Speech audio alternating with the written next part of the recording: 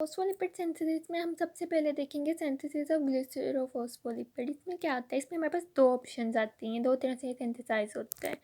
सबसे पहली ऑप्शन ये होती है कि डोनेशन ऑफ फॉस्फोटिडिक एसिड, या तो फॉस्फोटिडिक एसिड डोनेट होगा या फॉस्फोमोनोएस्टर ऑफ अल्कोहल डोनेट होगा, फॉस्फोमोनोएस्टर बॉन्ड। अब सबसे पहले जो फॉस्फोटिडिक एसिड डोनेट होता है तो ये कैसे होता है, ये CDP डायसाइल ग्लिसरॉल से अल्कोहल में जाता है, CDP डायसाइल ग्लिसरॉल से अल्कोहल में। और अगर donation of phosphomonoester bond of alcohol करनी है तो वो CDP अल्कोहल से डायसाइल ग्लिसरॉल में जाती है, दोनों इन्वर्स हैं एक दूसरे के। अब इसमें क्या है, इसमें सबसे पहली बात ये है कि जो CDP बाउंड कंपोनेंट है ये एक्टिवेटेड कंपोनेंट है, अगर इसमें से CDP निकाल दिया जाए तो वो इनएक्टिवेट हो जाता है। CDP बाउंड जो कंपोनेंट है वो एक्टिवेटेड स्ट्रक्चर होता है, और इन दोनों रिएक्शंस में हमारे पास एक प्रोडक्ट आता है, वो होता है CMP। जो मर्ज़ी हो CMP रिलीज़ होना ही होना है। और इसके बाद हमारे पास जो की कॉन्सेप्ट आता है वो ग्लिसरोफॉस्फोलिपिड की सिंथेसिस में, वो ये है कि डायसाइल ग्लिसरॉल या फिर अल्कोहल जो ऐड होता है CDP के साथ लिंकेज में, वो मतलब जब वो CDP के साथ लिंक होगा तो एक्टिवेट हो जाएगा। ये इसी तरह है जैसे हमने शुगर्स में देखा था, शुगर में जब वो अटैच होती है UDP के साथ तो वो एक्टिवेट हो जाती हैं। इसी तरह इसमें जब वो CDP के साथ बाउंड होगा तो वो एक्टिवेट हो जाएगा। और उसके बाद ये आता है कि इनकी जो अटैचमेंट होती है, अब दूसरी ये बात कि ये बनते कहाँ हैं, सबसे पहले बनते हैं स्मूथ एंडोप्लाज्मिक रेटिकुलम में। स्मूथ एंडोप्लाज्मिक रेटिकुलम में फॉस्फोलिपिड सिंथेसाइज होते हैं, वहाँ से जाते हैं गोल्जी में, गोल्जी से ये आगे ऑर्गेनेल में जाते हैं, और या फिर ऑर्गेनेल या प्लाज्मा मेम्ब्रेन में, और अगर ये ना इधर जाए तो ये फिर सेक्रीट हो जाते हैं बाय एक्सोसाइटोसिस।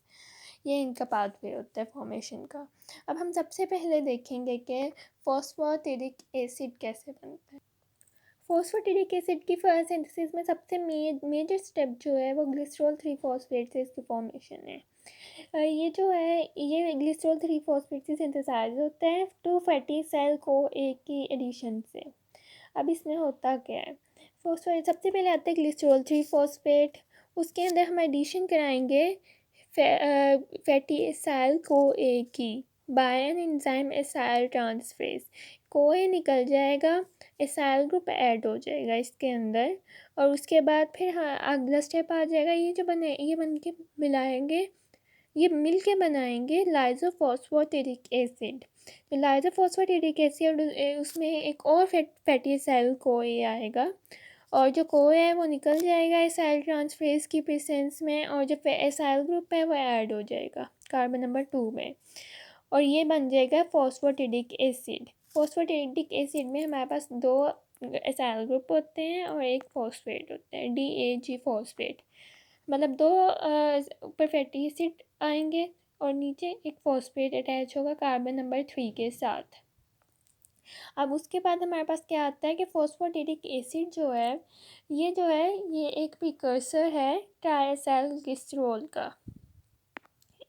अब ये कैसे है, ये फॉस्फोटिडिक एसिड जो है फॉस्फोटेस की प्रेजेंस में इसमें वाटर ऐड होता है, और वो फॉस्फेट निकल जाता है, फॉस्फोटेस एंजाइम है ना तो फॉस्फेट निकल जाएगा। जो 3rd कार्बन में इसका फॉस्फेट है उसको हमने एक्सक्रीट करा दिया, और उसके बाद जो H2O आया है उसमें से OH इधर लग गया। अब ये बन गया डाईएसाइल ग्लिसरॉल, क्योंकि फॉस्फोटिडिक एसिड और डाईएसाइल ग्लिसरॉल में फॉस्फेट का ही डिफरेंस होता है। अब डाईएसाइल ग्लिसरॉल से आगे हमने बनाया ट्राईएसाइल ग्लिसरॉल। अब इसमें हमने OH की जगह एसाइल ग्रुप ऐड कर देना है, फिर एसाइल ट्रांसफरेज। जब भी एसाइल ग्रुप ऐड होगा तो एसाइल ट्रांसफरेज एंजाइम आएगा, क्योंकि हम एसाइल ग्रुप की ट्रांसफ़र करा रहे हैं और कोई निकल जाता है।